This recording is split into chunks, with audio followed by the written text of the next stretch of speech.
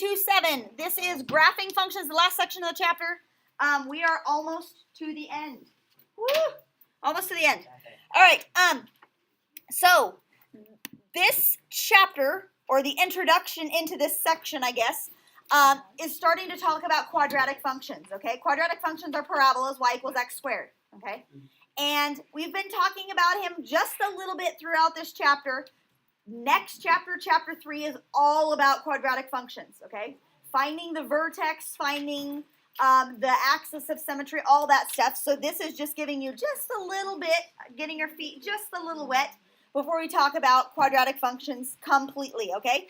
So the first question here for my football players, the height of a punted football can be modeled by a function like y equals negative 16x squared plus 10x plus 2, okay? They want us to graph this function so you can kind of see what this looks like, okay? Now, Colton just did this. Right? If you think in your mind about what's happening to a punted football, if somebody kicks it, it's going to go like this, right? It's going to go up and then come back down. Yeah? Yeah. Up and then come back down. That's what's going to happen, okay? Now, I'm going to show you how to graph this here in just a second. In example 3, I will actually show you how to type this into Desmos, but I'm just going to show you what it looks like for right now.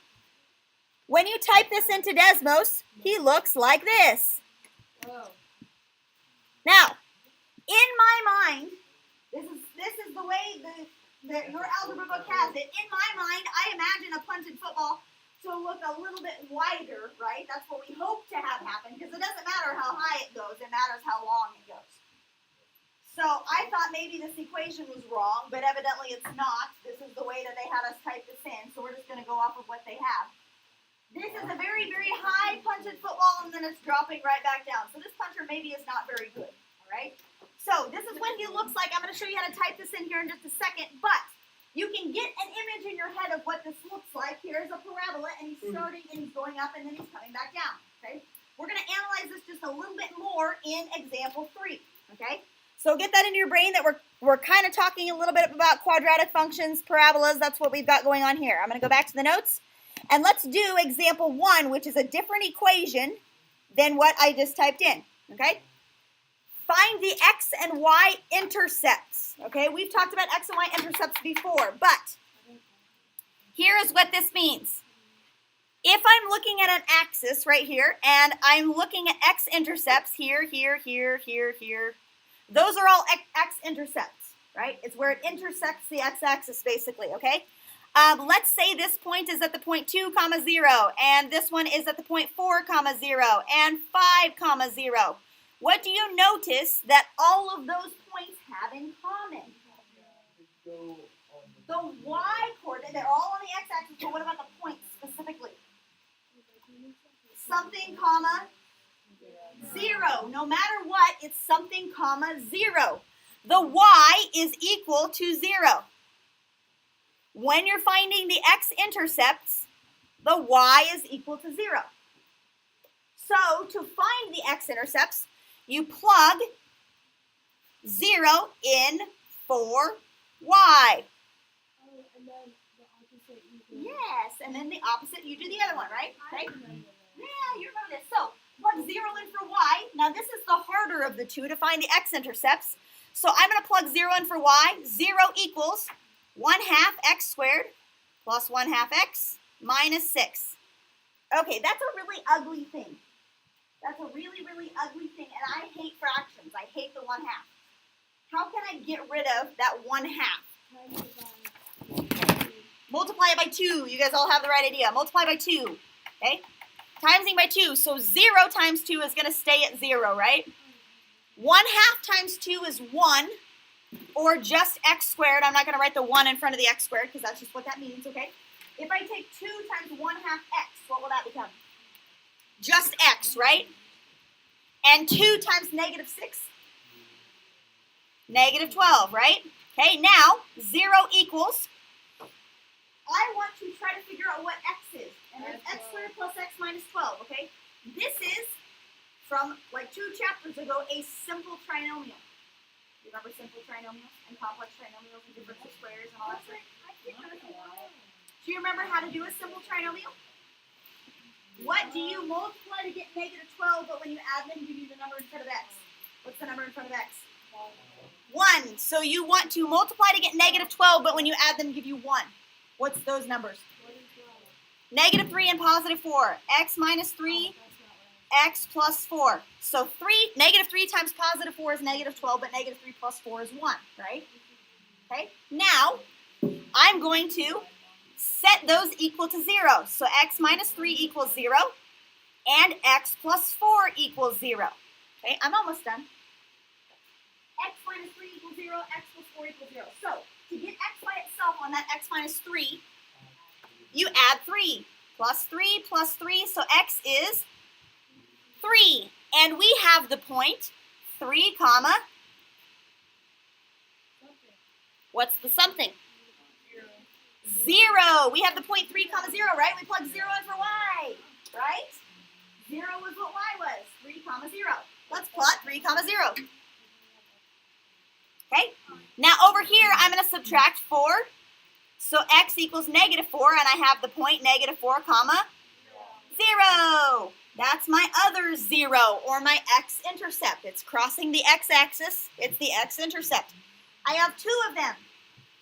Now, the y-axis, how many y-intercepts are you going to have? Just one. Just one. Just one y-intercept, okay? So if you think about y-intercepts, I'm going to do these over here. Here's my coordinate plane right here. If you think about y-intercepts, here's my y-intercepts, okay? Maybe this is the point negative, or 0, negative 2. This is the point 0, comma 1. This is the point 0, comma 7. What do you notice about all of those y-intercepts? They all have 0 in the x spot, okay? So, for a y-intercept, x equals 0, so you plug 0 in for x. Okay, this is much easier than the last one. These are super simple. If you plug 0 in for x, you have y equals 1/2 times 0 squared plus 1/2 times 0 minus 6. Okay? 0 squared is 0. 0 times 1/2 is 0. That basically goes away. And then 0 times 1/2 again basically goes away. So the y-intercept is negative 6. So what's that written as a point? 0, negative 6. That's my y-intercept. Okay? Now, here's just a little hint for you. You don't even have to write out and type and plug in 0 in for x when you're trying to find the y-intercept, because your y-intercept will always, always, always, always, always, always be the number that's just by itself, right? The number that's just by itself is negative 6 right here. That's your y-intercept, right? When you do y equals mx plus b, b is the y-intercept. That's where it crosses the y-axis. That's where you start graphing, right? It's always that number hanging off the end, because everything else is going to go away when you plug in 0, okay? So, 0, negative 6, and I have a parabola that looks like this. That's what he looks like.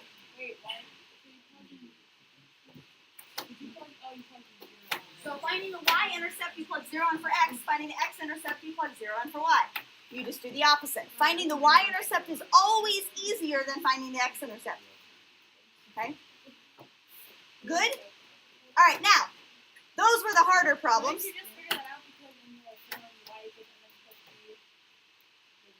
Yeah, yes, yes. That's what I just said. Yep. Okay. All right. Now, there's a little piece of information right here. If you want to circle it or star it or do something, they will call them solutions. They will call them x-intercepts. They will call them roots, and they will call them zeros. But they all mean the same thing, and what do they mean?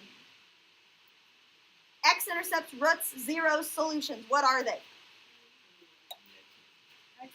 They're all x-intercepts, or where the graph crosses x-axis. Where the graph crosses the x-axis. That's basically what you're finding. So, in this next example, find the root. Find the root of that thing, okay? Finding the root means find the x-intercept, which is plug 0 in for y. We want to plug 0 in for y to find the x-intercept, right? Well, where is y out in this equation? I don't even have a y. F of x is y, right? Okay, so 0 equals negative 2x plus 10. And now, these ones are a lot easier. Because what type of function is negative 2x plus 10? Linear. I don't have to factor because it's not x squared. So, just to solve this guy, subtract 10, and negative 10 equals negative 2x, and then divide by negative 2. So x is 5, and my point is 5, comma, 0. 5, comma, 0, that point right there. Okay? Now, it doesn't ask for the y-intercept, but let's go ahead and do it. Okay? If I look at this equation and I want to find the y-intercept, I plug 0 in for x. So y equals negative 2 times 0 plus 10, or if you just cheat, the y-intercept is 10, right? Because I just told you, I don't know why I'm writing like that. The y-intercept is just 10 if you just cheat, right? Because we said it's going to be that number off by itself, right? Y equals 10, so the point of my y-intercept is what? 0, 10. 0, comma 10. And that is this point right here, and then I draw my line and I'm done. The majority of your problems on your homework are going to be exactly like this problem. Only the two-story problems are the ones that don't look like that, that are quadratic. Everything else is linear, like example 2. Okay? Number 3. Yes, parabola. Yep. Yep. These are all, but most of your homework problems are going to be linear, and you're just going to graph them like that. Okay? Now, example 3 is the last one. Okay? Graph the linear function from the punting example. I'm going to show you how to use Desmos to cheat on this one, all right? So I'm going to rewrite the equation from up above. Negative 16x squared plus 10x plus 2. Negative 16x squared plus 10x plus 2. Before we plug into Desmos, let's figure out what the y-intercept is. If I plug 0 in for all of the x's, what's the y-intercept going to be? Have you figured that out yet? Okay. 2. All right, now, I don't like this graph because we're going to have to, like, zoom way far in. So I'm going to change my axes here. Let's go 1, 2, 3, and 1, 2, 3, like that. I'm going to rename my axis labels because otherwise the graph is going to be really tiny. Okay. So 1, 2, 3, 1, 2, 3. The y-intercept is 2, you just told me. So that means it's intersecting the y-axis at 2, right? Y-axis is up and down, so it's going to touch there. And I'm going to put a dot. Yeah? Okay, now, here is how we cheat. Can I go to the other one? Can I go to Desmos? On Desmos. You need to be on Desmos. I think I had you guys bookmark it at the beginning of the year. If you did not bookmark it, it's www.desmos.com. It says that you didn't turn code. Yeah, I wasn't hearing you guys did that. It's not student.desmos.com, it's just desmos.com. So do I click start graphing? You hit start graphing. Yes, not student.desmos.com, just Desmos. Y equals Desmos. Or www.desmos.com. Plug that in, or type that in. Okay, yeah, just go start graphing. Whoa. Oh, DSMOS. DSMOS. DSMOS.com. Desmos. Beautiful. DESMOS. Put a graph in there. All right, now, when you're typing things in, it gets a little strange. When you're typing things in, it gets a little strange. I'm going to retype this in, and I'll show you how this works. First of all, you're going to start with y equals, so do that. First of all, you're going to start with y equals. Do that. And then negative 16. Okay? I want to type in x squared. So you type in x, but how do I get the square on it? Press 6 and then press Yes. Did we talk about the little caret button? Yes. Like in your calculator, it's on the 6 key, but you hit shift 6, and then you hit 2. Now, this is the most important thing when you're typing stuff in, okay? Once I do an exponent, if I continue to type, it's going to put all of my stuff up in that exponent. So how do I get it down out of the exponent to keep typing? If I hit the side arrow key like that, then I can continue typing. Or the down arrow. Plus 10x. Wait, Whoop. if you just hit plus, you want that down. Oh, I don't? No. Nice. Plus 10x plus 2. And there you go. Plus 10x plus 2. And you should have... Slow down. Yeah? Okay. I sure can. No, you have to make 16x. This is graphic 1 on top of it. Oh, and I have, mine is way different. Mine looks like this. It's like this. Hey, now, if yours looks way different, it's just because we've zoomed in differently. So if you zoom in, you'll have the same one as me. Okay? You just 2 finger swipe whichever direction, and it will zoom you in or out. It will zoom you in or out. Okay? And are you having troubles? Are you having troubles? That's good. There you go. Okay, now. There you go. You got it. Hang on. Now, zoom in.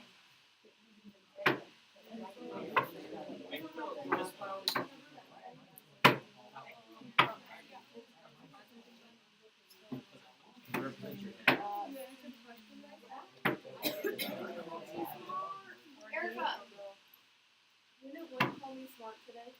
What did he say? Yeah, I know, but that's the category that's smart. No, it can be accurate.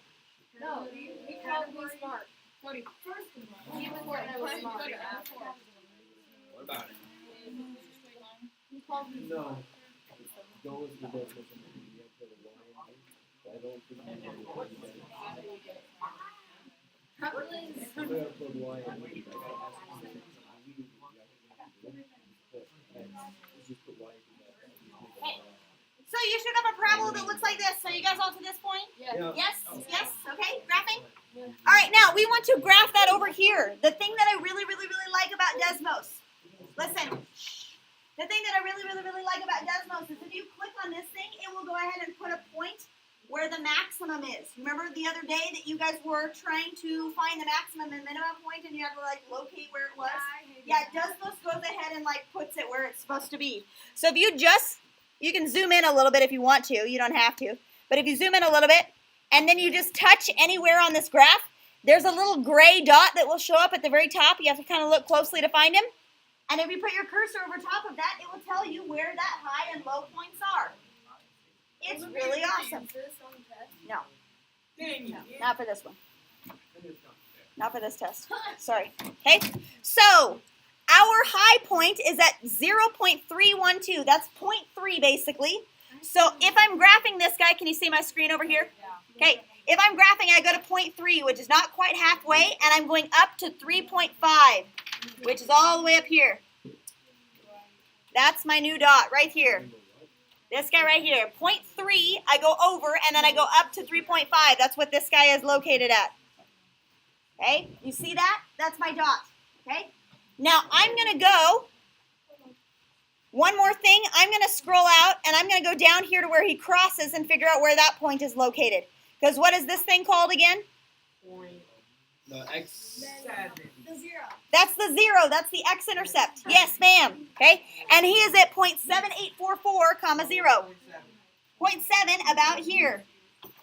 So he is going up like this, and he's going down like this. Okay, do you see that football that is being punted? Yes. I'll zoom in a little bit. Okay, there's my football that's being punted. This is 0.78. This is like at 3.5 up in the air. Okay? All right? So now, usually we don't graph anything that's beyond this direction, right? We don't care about what's going on here. We don't care about what's going on there. Why? You can't have a negative distance, right? I can't have a negative distance. That can't happen. Talk to me about football. Well, yes, if you punt the ball and it goes behind you, that's bad, right? But it's still... It's negative. Okay, whatever. Anyway, but here's what I'm concerned with. One more thing that we got to point out. Here's what I'm concerned with. What does this point right here, this 0, What does it represent? That's what it asks.